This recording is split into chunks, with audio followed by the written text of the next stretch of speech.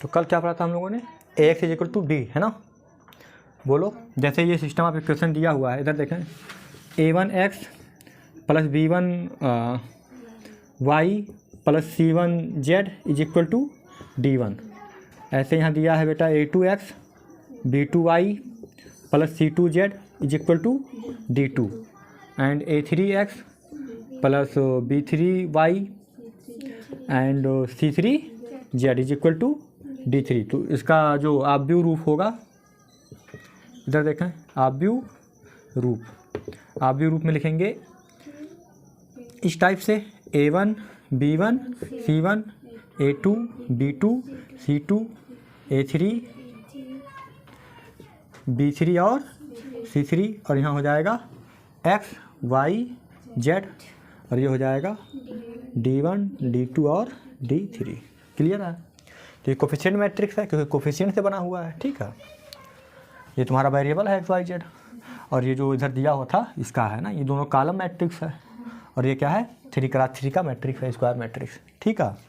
तो इस coefficient matrix को मैंने बोल दिया A, और इसको बोल दिया कैपिटल X मतलब X Y Z। Capital X का क्या मतलब है, ये X Y Z, ठीक है। इसको बोल दिया कैपिटल B, तो ये हो गया AX is equal to B type की मैट्रिक्स। क्या ये बात समझ में आई नहीं आई, बोलो भाई। यहाँ तक बात किया था मैंने, AX is equal to B, जहाँ A क्या है ये मैट्रिक्स, X क्या है ये मैट्रिक्स, और B क्या है ये मैट्रिक्स, ठीक है। बोलो, देख लो यहाँ तक। चलें इसके आगे। तो अब हम शुरू करेंगे AX is equal to B के आगे की कहानी ना। अच्छा, B इज इक्वल टू 0 भी हो सकता है, नॉन जीरो हो सकता है, बात की बात। तो अभी हम B नॉट इक्वल टू 0 पे बात कर रहे हैं, after then B is equal to 0 पे बात करेंगे ना। क्लियर है।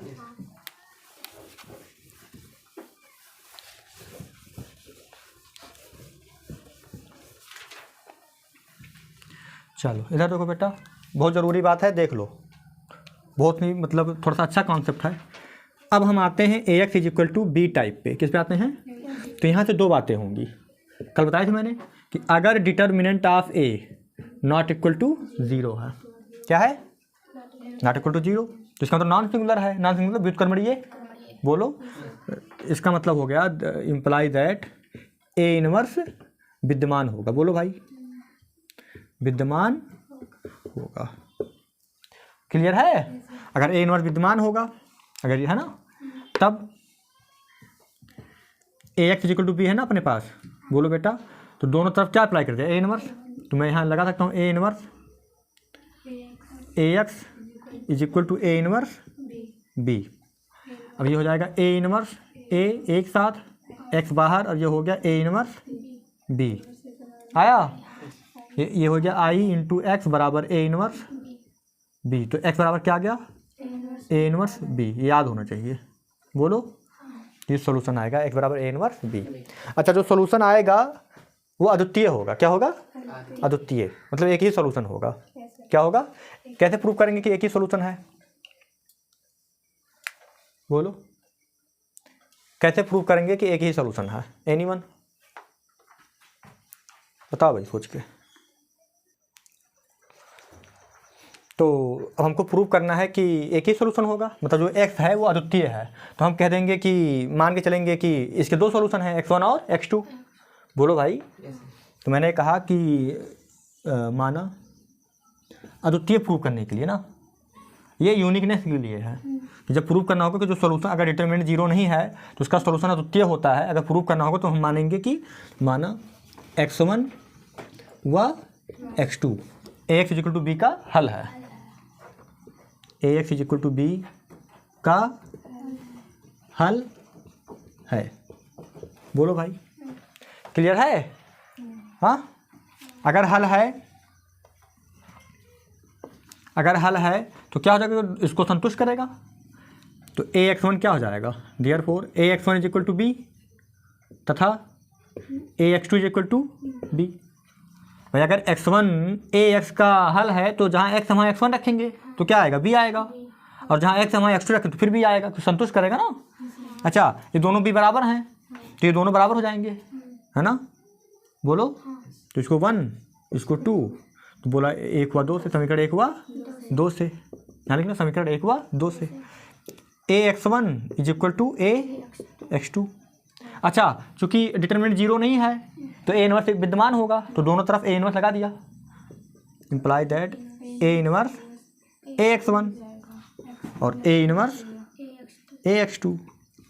तो यहाँ से हो गया A इनवर्स A एक साथ X1, A इनवर्स A एक साथ X2। तो ये हो गया I X1, ये हो गया I X2। अब ये I किस आर्डर का होगा? जिस आर्डर का A होगा।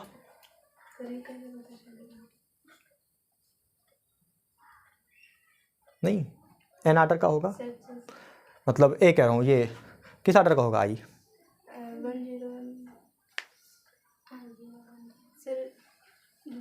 I का आर्डर क्या होगा? N मतलब अगर A N आर्डर का है तो क्या I भी N आर्डर का होगा?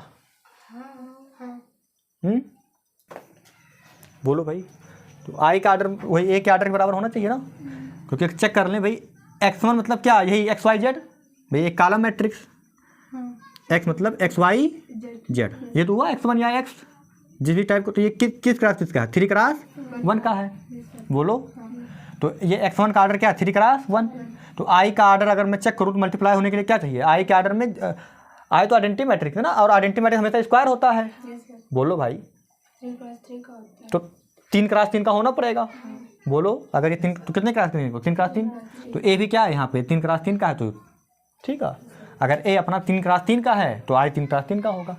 अगर A अपना N आर्डर का है तो I N आर्डर का होगा ना। तो यहाँ 3x1 है ना, तो यहाँ पे I का आर्डर क्या होना चाहिए? 3x3। तो इसका कॉलम इसका रो बराबर है, तो 3x1 आएगा। क्लियर है? नहीं क्लियर?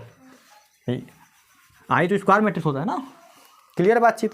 चलो, तो I इंटू X1 मतलब यहाँ X1 बराबर X2 बराबर हो गया। अतः सोल्यूशन क्या हो गया? अद्वितीय। अतः AX is equal to B का हल अद्वितीय है, का हल अद्वितीय होता है यदि डिटर्मिनेंट ऑफ A 0 नहीं है तब। यहाँ तक का समझ में आया या नहीं आया? बोलो भाई, क्लियर है बातचीत? हाँ, देख लो यहाँ तक। तो ये एक बात हो गई ना। अब इसके आगे अब हम देखेंगे कि अगर डिटर्मिनेंट 0 है तब क्या होता है ना। तो अपना जो बोर्ड एग्जाम का क्वेश्चन बनता है ये इसी लॉजिक बनता है, ठीक है। यूपी बोर्ड में जो क्वेश्चन बने हुए इसी लॉजिक बने हैं इस पर, ठीक है। जो अभी बताने जा रहा हूँ उस पर नहीं बने हैं क्वेश्चन, ठीक है। तो यही आना चाहिए तुम्हें ना। वैसे ये भी जान लो क्या होता है थोड़ा सा। कोई दिक्कत है, डाउट है कोई? मिटाओ इसको। क्वेश्चन कैसे होगा? क्वेश्चन बताएंगे ना अभी इसके बाद। अभी तो थ्योरी चल रही है ना। ये डिटरमिनेंट A 0 नहीं है तो x का मान ऐसे निकलेगा A इनवर्स B। अगर x निकालना होगा तो A इनवर्स B निकालना होगा। मतलब पहले हम A इनवर्स निकालेंगे, कोफिशिएंट मैट्रिक्स का इनवर्स निकालेंगे, फिर उसका B के साथ मल्टीप्लाई करेंगे, फिर जो आएगा उसको x के बराबर पुट करेंगे, फिर कंपेयर करेंगे, तो XYZ की वैल्यू जो भी है वो आ जाएगी ना। क्लियर है? अभी क्वेश्चन लगाएंगे तो समझ में आ जाएगा कि क्या करना है। अभी बता रहा हूँ कि अगर AX इक्वल टू B है, डिटरमिनेंट 0 नहीं है, तो क्या ये ऐसे सॉल्व होगा ना। क्लियर है? अब देखें, एक केस हो सकता है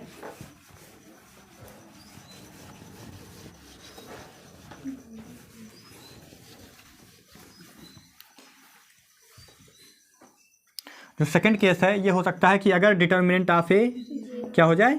0 हो जाए। बोलो भाई, तो AX is equal to B में क्या होगा? इधर देखें, AX is equal to B है और डिटर्मिनेंट ऑफ A इस बार क्या है? 0 है, ठीक है। तो क्या होगा? इधर देखें, अगर मैं दोनों तरफ एडजॉइंट ऑफ A से मल्टीप्लाई कर दूं तो कोई दिक्कत तो नहीं है। मैंने कहा एडजॉइंट ऑफ A, और इधर हो जाएगा ये सॉरी इंटू AX। बोलो, अदर हो गया adjoint of A into B। Clear नहीं क्लियर है? ये adjoint of A into B ये अलग अलग, ठीक है। बोलो, ये नहीं कि एडजॉइंट ऑफ A भी नहीं है, adjoint of A into B। अब क्या हो गया? इधर देखें, इसको मैं ले सकता हूँ A into adjoint of A, A into adjoint of A। नहीं ले सकता? देख लो, या adjoint of A into A, adjoint of A into A, मतलब ये दोनों एक साथ करना चाहता हूँ मैं, adjoint of A into A. ये मत समझना कि adjoint of A into A लिखा है, ये अलग है, ये अलग है। तो ये एक साथ, और ये हो जाएगा एक्स, और ये हो जाएगा adjoint of A into B. आया समझ नहीं आया? हाँ, कोई कन्फ्यूजन तो नहीं है? बोलो। तुम चाहो तो दोनों तरफ लगा दो, एडजॉइंट ऑफ ए से मल्टीप्लाई कर दो, है ना। एडजॉइंट ऑफ ए एक्स में क्या किया, एडजॉइंट ऑफ ए से मल्टीप्लाई कर दिया, यहाँ पे एडजॉइंट ऑफ ए, तो ये क्या हो जाएगा, एडजॉइंट ऑफ ए और ए एक साथ हो जाएगा। बोलो। और ए एक्स हो जाएगा एक साथ।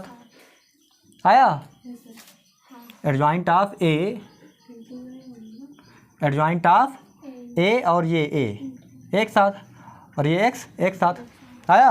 और ये adjoint of A into B एक किनारे। भाई कुछ नहीं किया, A X equal to B लिखा है, दोनों तरफ क्या किया, एडजॉइंट ऑफ ए से मल्टीप्लाई कर दिया, तो एडजॉइंट ऑफ ए यहाँ ए एक्स में मल्टीप्लाई हो गया, और बी में हो गया एडजॉइंट ऑफ ए से। तो अब ये एडजॉइंट ऑफ ए और ये ए एक साथ, ये एक्स हो गया बाहर एसोसिएटिव लॉ से, और adjoint of A into B पढ़ा रहा है इससे। अच्छा, अब adjoint of A into A क्या होता है भाई, पढ़ा होगा तुमने, A into adjoint of A is equal to adjoint of A into A बराबर determinant of A into I. पढ़ा है ना? ये पढ़ा है ना? तो इसको मैं लिख सकता हूँ adjoint of A into A को लिख सकता हूँ determinant of A into I, बाहर हो जाएगा एक्स, और ये हो जाएगा adjoint of A into B. अब ये डिटरमिनेंट, ये हो जाएगा determinant of A into X बराबर adjoint of A into B. आया? डिटरमिनेंट क्या है, जीरो। बोलो। तो इसका मतलब क्या हो गया, adjoint of A into B किसके बराबर, जीरो बराबर आना चाहिए। मतलब ये जीरो है तो ये दोनों इक्वेशन है ना, तो दोनों तरफ बराबर होना चाहिए। तो यहाँ से दो केस निकलेगा, यहाँ से दो केस। डिटरमिनेंट तो जीरो है, डिटरमिनेंट तो जीरो है। तो अगर डिटरमिनेंट जीरो है, इधर देखें, इफ डेल्टा, इधर देखें, अगर डिटरमिनेंट ऑफ ए जीरो है देयरफॉर तो determinant of A into x भी क्या होगा, जीरो। इसका मतलब क्या कि इस साइड क्या लिखा है, जीरो लिखा है, और इस साइड पता नहीं क्या आएगा। तो अगर एडजॉइंट ऑफ, इधर देखें, यहाँ से दो केस बनेगा कि यदि adjoint of A into B बराबर जीरो, बराबर जीरो। आया? तो इसका मतलब ये, अच्छा एक्स का कुछ भी मान रखें जीरो ही आएगा, तो ये एक्स पे डिपेंड नहीं करता है ना। इसका मतलब कितने सोल्यूशन हो जाएंगे, अनंत सोल्यूशन। तो अगर ऐसा है, इधर देखना, मेरी बात गौर से सुनना, ये एडजॉइंट, ये ए डिटरमिनेंट ऑफ ए इंटू आई क्या हो गया, determinant of A into x. अब चूंकि डिटरमिनेंट जीरो है बेटा, तो ये राइट लेफ्ट हैंड साइड क्या हो जाएगा, जीरो। तो लेफ्ट हैंड साइड अगर जीरो हो गया होगा, तो ये इक्वेशन लिखा है ना, तो अगर ये जीरो आया तब तो हल देगा, अगर ये जीरो नहीं आया तो हल। भाई अब adjoint of A into B निकालो और जीरो ना आए तब तो इसके बराबर हो ही नहीं सकता, इसका तो कोई हल नहीं है। लेकिन adjoint of A into B निकाला तो जीरो आ गया, तो हल मिलेगा, और हल मिलेगा तो ये हल एक्स पे डिपेंड करता है क्या, नो। जब डिटरमिनेंट ही जीरो है तो एक्स का, भाई जीरो इंटू एक्स जीरो। अब एक्स का चाहे कोई भी मान रखो, 2 रखो, 3 रखो, 4 रखो, सब पे जीरो आएगा। जब जीरो से मल्टीप्लाई कर दिया तो कुछ भी रखो जीरो आएगा। तो ये इक्वेशन एक्स के मान पे डिपेंड नहीं करता है, ठीक है। इसका तो कितने हल हो जाएंगे, अनंत हल। बोलो। तो निकाय क्या होगा, संगत, और कितने हल होंगे, संगत तथा अनंत हल होंगे ना।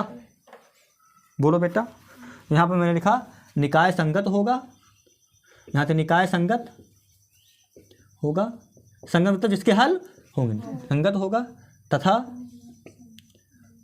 निकाय के अनंत हल होंगे, तथा कितने हल होंगे,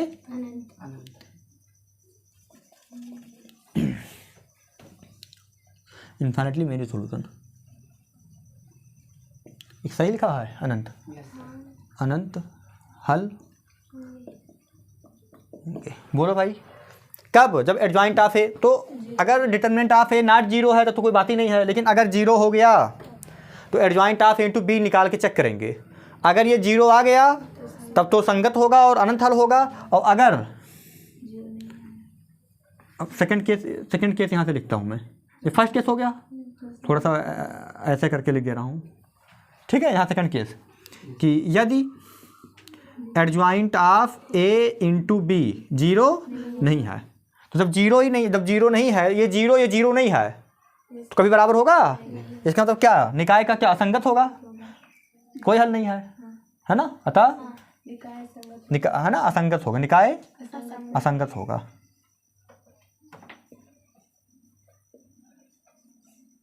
असंगत होगा तो कोई हल ही नहीं होगा। क्लियर है नहीं क्लियर है? बोलो भाई, यहाँ तक का देख लो एक बार। चलें, कुछ और भी हो सकता है तो बताना, ठीक है? चलूँ आगे? तो ये बात होगी ना। अब हम इससे रिलेटेड क्वेश्चन करेंगे जो पेपर में आते हैं ना। ऐसे पेपर में अक्सर 3 वेरिएबल का आता है, एक्स वाई जेड का ही। बोलो भाई, तो करते हैं 2-3 क्वेश्चन करते हैं। बोलो कोई question, example number, example exercise कुछ भी बोलो कोई क्वेश्चन।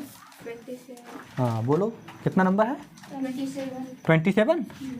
हाँ बोलना। निम्नलिखित समीकरण निकाय को हल कीजिए। निम्नलिखित समीकरण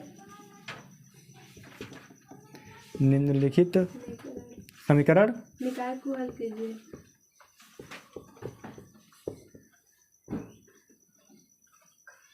समीकरण निकाय को हल कीजिए। बोलो। 2x + 5y। हाँ, 2x + 5y 2x + 5y = 1 और 3x + 2y = 7। 3x + 2y = 7। अच्छा, क्लास 10 में तो इसको तुम सॉल्व करते थे। इसको सॉल्व करने के बहुत सारे तरीके थे। कौन कौन था? ग्राफिकल मेथड था, ग्राफी विधि, फिर उसके बाद सब्स्टिट्यूशन मेथड, प्रतिस्थापन विधि, उसके बाद एलिमिनेशन, विलोपन विधि, और फिर क्रॉस मल्टीप्लिकेशन मेथड, वज्र गुणन विधि ना। ये 3-4 मेथड थे जो भी थे, तो उसी से हम सॉल्व करते थे। यहाँ पे देखें कैसे सॉल्व करेंगे। हल यहाँ पे आप भी उसे सॉल्व करना है। तो सबसे पहले लिखेंगे दिया गया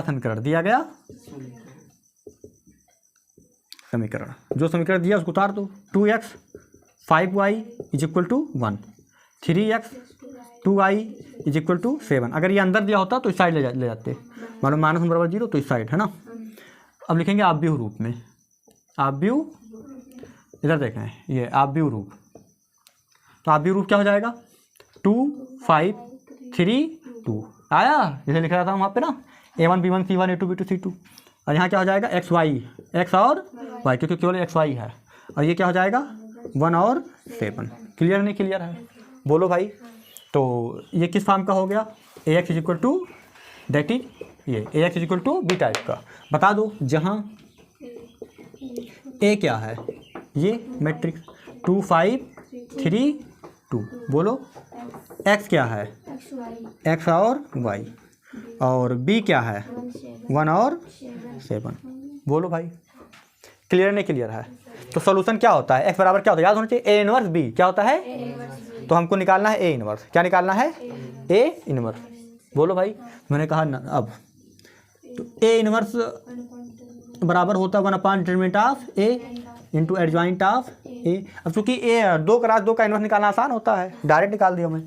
तो 1/डिटरमिनेंट ऑफ a कितना हो जाएगा? 2 दूनी 4 और 3 5 15, 4 - 15। और एडजॉइंट ऑफ a क्या हो जाएगा? दोनों बदल जाएगा, तो 2 2 बदल जाएगा, तो 2 2 रहेगा। यहाँ -5 और -3, ये आया। तो 4 में से 15 गया, -11। तो ये हो जाएगा, यहाँ पे इधर देखें, यहाँ हो जाएगा बेटा a इनवर्स बराबर -11। तो जब अंदर जाएगा तो कितना हो जाएगा? -2/11। माइनस चला जाएगा ना अंदर, -11 आएगा ना, ये माइनस प्लस 5/11, 3/11 और यहाँ 2/11 आया नहीं? हाँ, -2/11। देख लो एक बार, आया। अब a इनवर्स के बाद क्या करना है? x बराबर a इनवर्स b होता है। यहाँ तक देख लो पहले, चलें आगे। बोलो। तो इसको मिटा दिया मैं।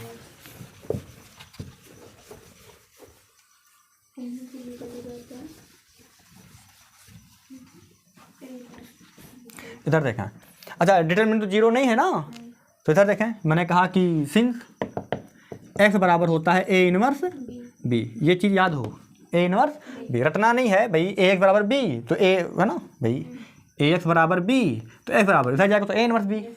क्लियर है ना, रट के नहीं चलना है। तो ठीक है, एक्स बराबर हो गया ए इनवर्स बी। तो ए इनवर्स क्या है? -2/11, -5/11, 3/11, -2/11 और बी क्या है? 1 और 7, 1 और 7, यही है। ठीक है, मल्टीप्लाई कर लो। तो ये x का मान क्या है? एक्स वाई क्या है? x का मान एक्स वाई रखेंगे ना। तो -2/11 में 1 का -2/11 प्लस 7 बचे 35, 35/11। क्लियर है, 3/11 -14/11। क्लियर है, तो ये हो जाएगा एक्स वाई। सॉल्व कर लो इसको। तो 35 में से 2 गया 33, 11 तियाँ 33, 3 में से इतना गया 14 गया -11, तो ये आ जाएगा -1। क्या जाएगा? अब 2 मैट्रिक्स बराबर है तो पहला वाला पहले बराबर, दूसरा वाला यहाँ तो हो जाएगा x बराबर 3 तथा y बराबर -1। देख लो एक बार आंसर आ रहा है कि नहीं आ रहा, देख लो एक बार। आसान लगा? तो ये आया, समझ नहीं आया? अब हम XYZ में कोई क्वेश्चन सॉल्व करने, अक्सर पेपर में XYZ का ही आता है। तो एक क्वेश्चन जब अब अगला जो करने जा रहा हूँ उसको ध्यान से देखना, ठीक है? तो पेपर के लिए इम्पोर्टेंट भी होता है ना।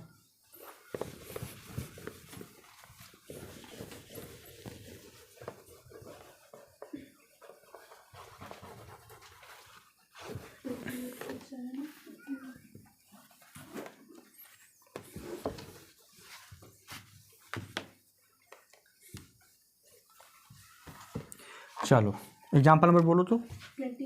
28। हाँ, डायरेक्ट समीकरण लिखता हूँ मैं। दिया गया समीकरण, 3x - 2y दिया गया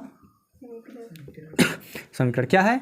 3x - 2y 3x - 2y plus plus 3z 3z हाँ is equal to 8। 2x + y 2x + y minus z z is equal to 1। 4x - 3y 4x - 3y plus 2z is equal to 4। अच्छा, अगर ये अंदर होगा ना तो इस साइड ले आएंगे। तो दिया है कि दिया गया समीकरण ये है, तो कह रहा है कि आप भी इससे हल कीजिए। यही सवाल है, ये समीकरण दिया रहेगा पेपर में और कहेगा आप भी इससे हल कीजिए। तो ठीक है, करते हैं हल। तो सबसे पहले क्या लिखेंगे? आप भी रूप। बोलो भाई, मैं डायरेक्ट हल ही कर रहा हूँ मैं। ये NCERT का एग्जाम्पल में 28 है, पेज नंबर 146 बताओ जल्दी। 146 146 पेज नंबर 146। ठीक है, चलें। तो आप भी रूप, आप भी रूप इधर देखें बेटा। आप भी रूप में कैसे लिखेंगे बताओ? यही पुरानी बात, 3 - 2 3 2 1 -1 4 -3 2 और यहाँ हो गया x y z और ये हो गया 8 1 और 4।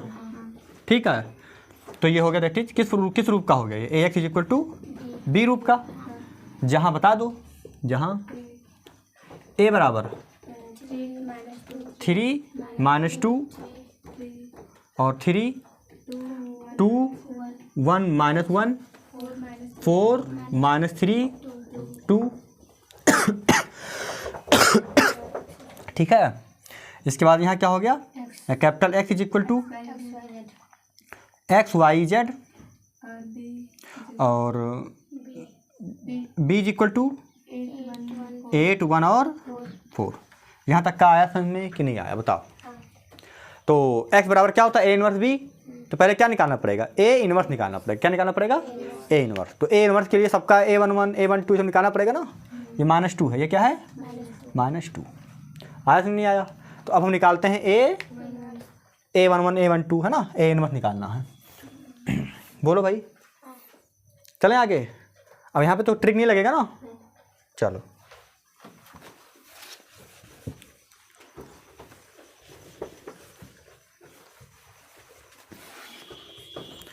ए इनवर्स निकालने के लिए सबसे पहले तुमको डिटर्मिनेंट निकालना पड़ेगा। क्या निकालना पड़ेगा? डिटर्मिनेंट ऑफ ए। बोलो, देख लें जीरो है कि नहीं है। ठीक है, तो इधर देखना, डिटर्मिनेंट ऑफ ए क्या होगा? 3 से ओपन करो तो 3, ये बंद, तो ये हो गया 2 - 3 भाई, 2 माइनस प्लस हो जाएगा, 2 माइनस प्लस, तो 2 - 3 कितना है? -1। प्लस के बाद माइनस, फिर माइनस हो जाएगा प्लस, तो हो जाएगा +2 भाई। प्लस माइनस, ये माइनस प्लस, तो +2, ब्रैकेट में ये बंद और ये बंद, तो हो जाएगा 4, फिर माइनस प्लस 4, तो हो जाएगा 8। प्लस माइनस प्लस, फिर अगला 3, ये बंद तो -6 - 4 -10, तो ये हो जाएगा -3 + 16 -30। हाँ हाँ, कितना आया? अरे -33 हो गया। 16 दूनी 32, 33, 17 -17। हाँ, -17। ठीक है, देख लो एक बार, -17 आ रहा है। ठीक है, चलें आगे। अब हम निकालेंगे A11, A12 सारा, है ना। तो यही है, थोड़ा मजदूरी है बट करना तो पड़ेगा, बड़े नंबर में आता है। ठीक है, तो ये क्वेश्चन तुम्हें आना चाहिए। इस टाइप के क्वेश्चन की प्रैक्टिस कर लो, अगर कर लिया तो बोर्ड एग्जाम में एक क्वेश्चन बड़े नंबर में पा जाओगे। डन है, ठीक है।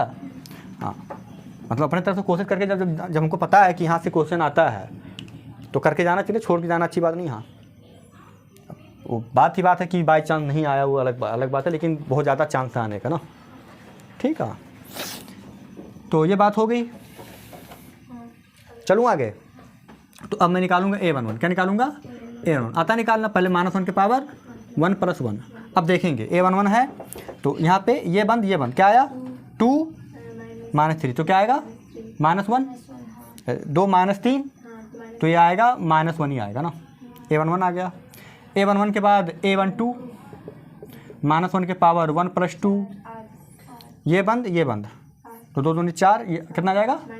तो -8 आ जाएगा भाई। ये -1 के पावर 3 माइनस कर देगा, ये +8 को -8 कर देगा। A13 -1 के पावर 1 + 3, ये बंद, तो -6 - 4 -10,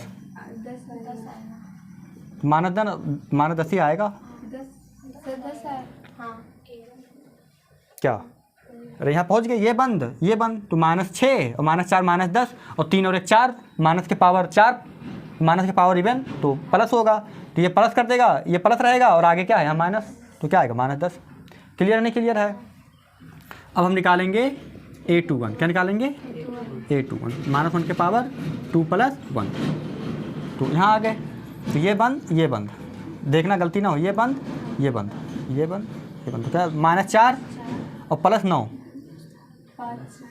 हाँ +9, तो ये आ जाएगा -5। कितना आ जाएगा? -5। बोलो भाई। A22 यहाँ आ गए, तो ये बंद, तो 3 दूनी 6 -12 -6, तो ये आ जाएगा -6।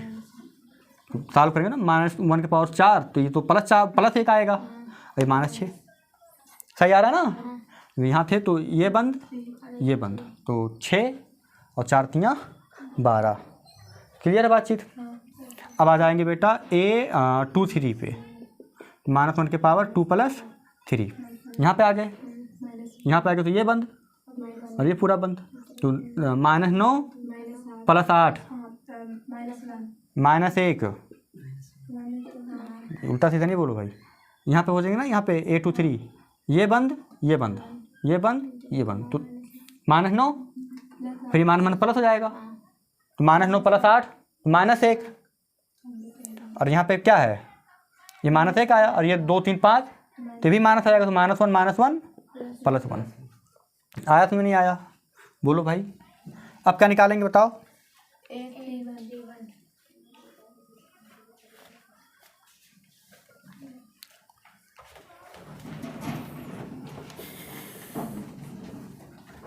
अरे तो मिटा दिया मैं, एक बार ए बोलना, तो 3 बोलो एक बार देख के, तो A 3 - 2 3 - 2 3, हाँ ये 3 है ना, 3 माइनस 2 3, ठीक है। तो अब हम आ जाएंगे यहाँ पे A 3 1 -1 के पावर 3 + 1 क्या आएगा बताओ। यहाँ पे आगे तो ये बंद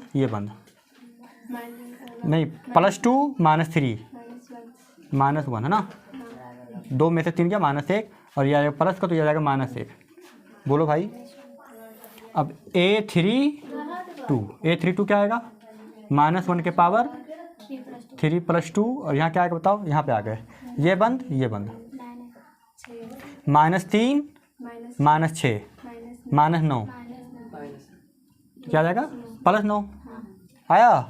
अब आ जाएंगे यहाँ पे A, थोड़ा दूर लिखता हूँ यहाँ पे, A33 -1 के पावर 3 + 3 यहाँ क्या आएगा, ये बंद तो 3 + 4 7 किया जाएगा +7। देख लो भाई सब लोग, क्लियर है या नहीं क्लियर है। हाँ देख लो एक बार, कुछ गलत तो बता दो अभी, ठीक है। चले आगे। तो B 8 1 4 लिखा है, याद रखना, ठीक है। अब इसका काम नहीं है ना ये वाले का, तो हमारे पास इतना आ गया। चलें इसके आगे। अब निकालेंगे A इनवर्स। अच्छा वो कितना आया था डिटरमिनेंट ऑफ A, -17 आया था ना, ठीक। मिटाऊँ इसको, ये -17 आया था ना, ये लिखा था -17।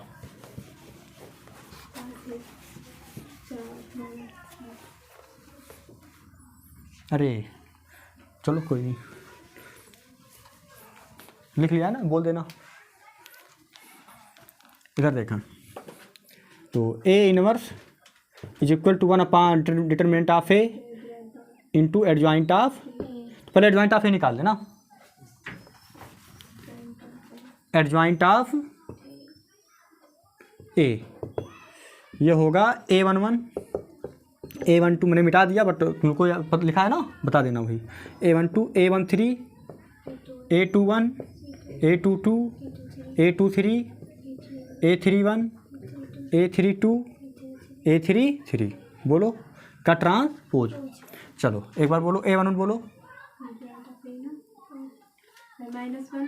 -1 -8 -8 -10 -5 -6 1 -1 9 7।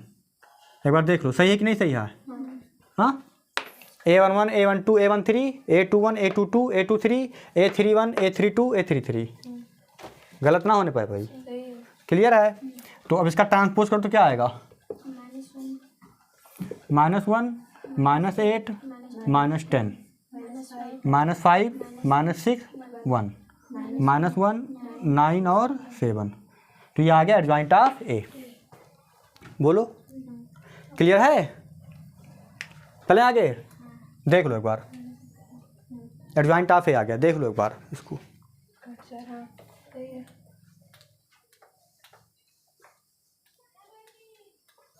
चलें आगे। अब हम निकालेंगे A इनवर्स, तो इसको मैं ऊपर वाला मिटा रहा हूँ।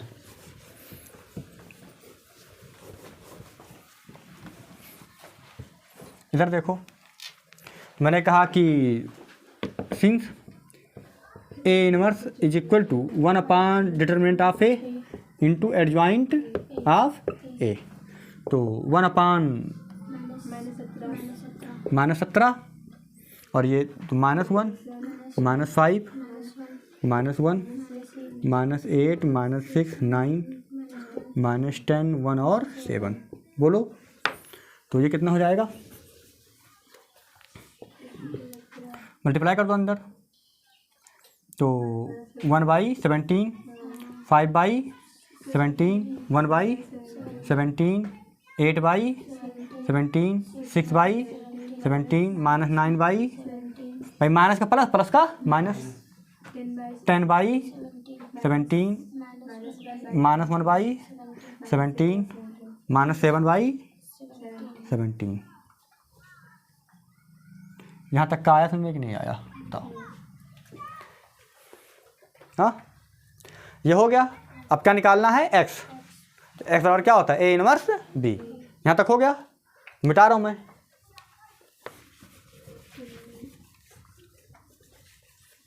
इधर देखना है, तो मैंने कहा कि सिंस x बराबर होता है a इनवर्स b, है ना।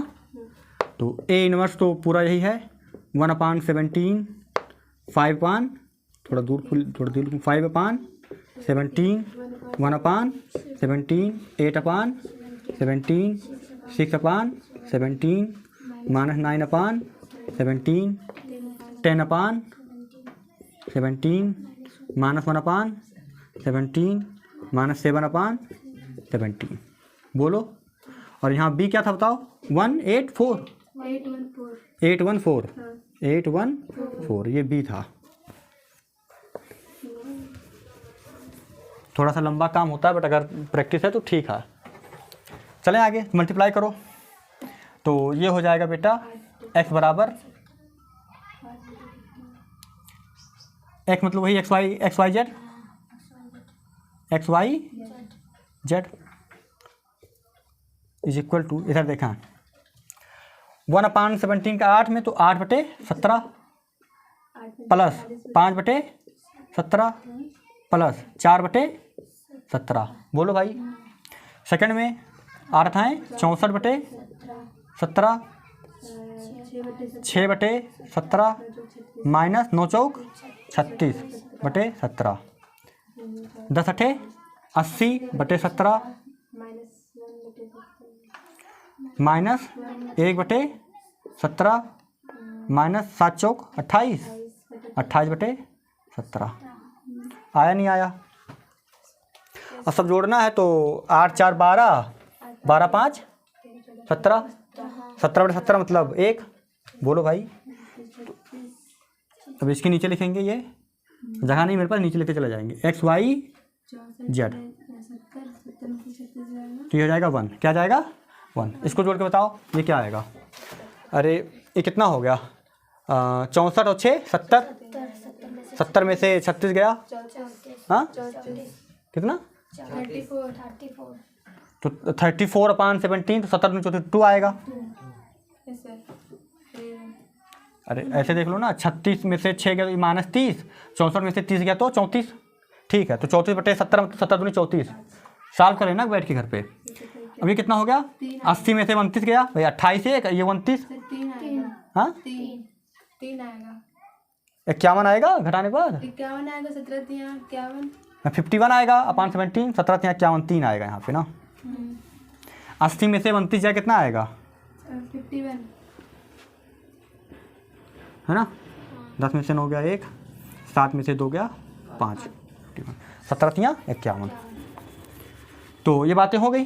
तो अतः कंपेयर कर लो, x का मान क्या आया 1, y का मान 2 और z का मान 3। इक्वेशन में रख के देख लो, अगर सेटिस्फाई कर रहा है तो सही है, सेटिस्फाई नहीं कर रहा है तो तुमने गलत लगाया। फिर तो आर आंसर देख लो एक बार। ठीक है, आ रहा है तब ठीक है, यहाँ तक हो गया ना। चलें इसके आगे, मिटा दूँ इसको।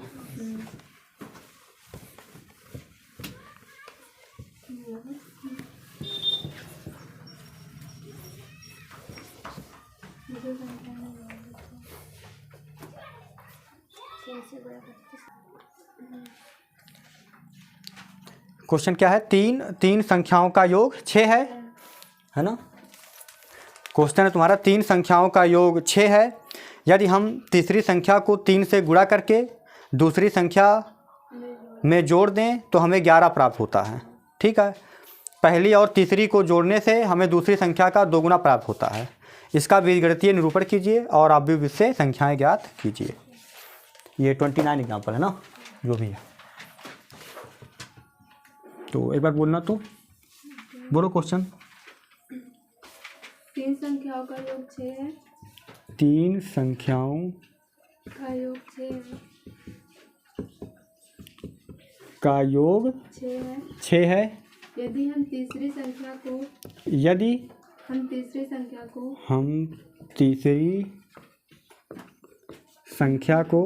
3 से गुणा करके 3 से गुणा करके दूसरी संख्या में जोड़ दे तो दूसरी हाँ दूसरी संख्या में जोड़ दे तो संख्या में जोड़ दें तो हमें 11 प्राप्त होता है। हमें 11 प्राप्त होता है। पहली और तीसरी को जोड़ने से पहली और तीसरी को जोड़ने से तीसरी को जोड़ने हमें हाँ जोड़ने पे हमें दूसरी संख्या का दुगना प्राप्त होता है। जोड़ने पे हमें दूसरी संख्या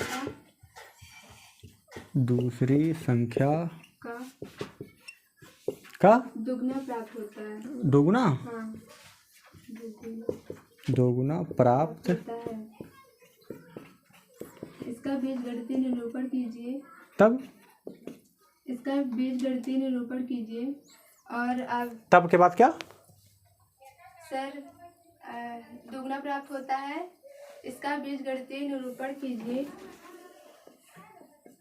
मतलब इसको इक्वेशन में लिखना है। इसका बीजगणितीय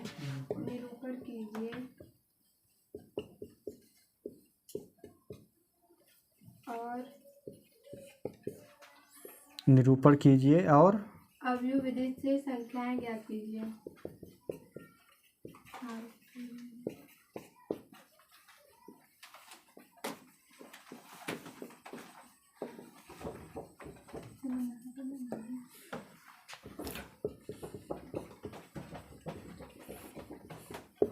देख लो क्वेश्चन पहले। ठीक है इसमें है कि 3 संख्याओं का योग 6 है। 3 संख्याएं हैं जिनका योग 6 है। तो मैं मान लूँगा पहली संख्या x है, दूसरी संख्या y है, तीसरी संख्या z है। देखना हल मैं इक्वेशन बना के छोड़ दूंगा, हल कर लेना। मैंने कहा माना पहली संख्या x कामा दूसरी संख्या y व तीसरी संख्या क्या है z है। बोलो तब प्रश्नानुसार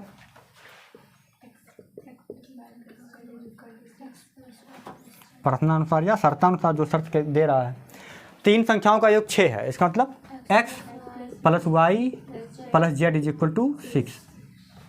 आया नहीं आया।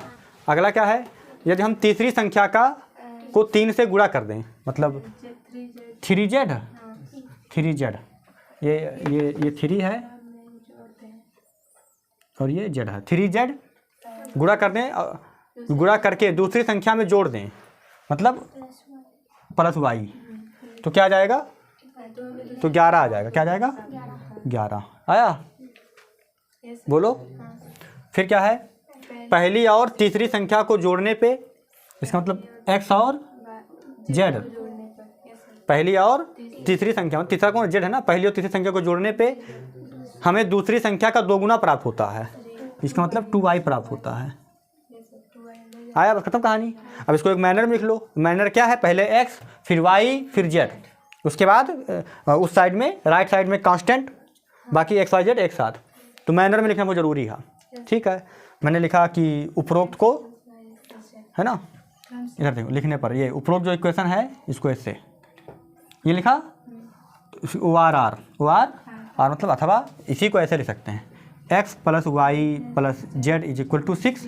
बोलो पहले क्या लिखना है x। अब यहाँ पे तो देखो कि तुम y है z है, x तो नहीं है, तो x नहीं तो लिखेंगे 0x। क्या लिखेंगे, जो नहीं रहेगा वो 0x। फिर उसके बाद क्या आता है y, फिर y, उसके बाद फिर 3z। आया नहीं आया। बोलो भाई, यही मेन है, पहले x फिर y फिर z। अगर तुमने ये आर्डर डिस्टर्ब कर देना तो तुम्हारा मैट्रिक्स A है ना वो डिस्टर्ब हो जाएगा। आया, तो x y z आर्डर में लिखना है। बराबर क्या आया 11। फिर x z है, y चाहिए पहले, तो x माइनस 2y, उसके बाद लास्ट में z इज इक्वल टू 0। कोई दिक्कत नहीं है। तो अब आप भी फॉर्म में लिख लोगे। इतना हो गया, देख लो उसको एक बार। चलें आगे। तो ये इसको इक्वेशन फिर यहाँ नीचे ORR करके ये लिखा ना, अब इसको मिटा दिया मैं।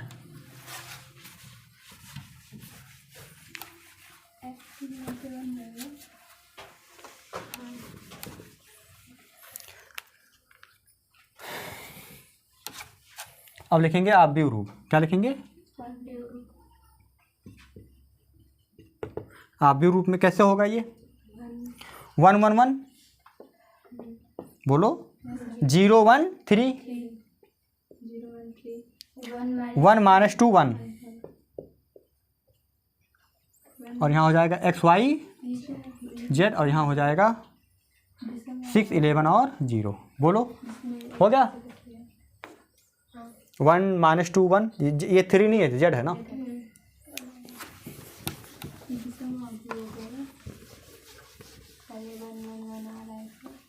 होगी बातचीत ये। मैंने कहा दैट इज ये किस फॉर्म का है? ax is equal to B type का, जहाँ a क्या है? 1 1 1 0 1 3 1 -2 1। बोलो, x क्या है? x y z। b क्या है? 6 11 0। आया? काम खत्म। अब क्या निकालोगे तुम? डिटर्मिनेंट ऑफ a निकालोगे, ठीक है। उसके बाद क्या निकालोगे? Adjoint of a। फिर उसके बाद a इनवर्स।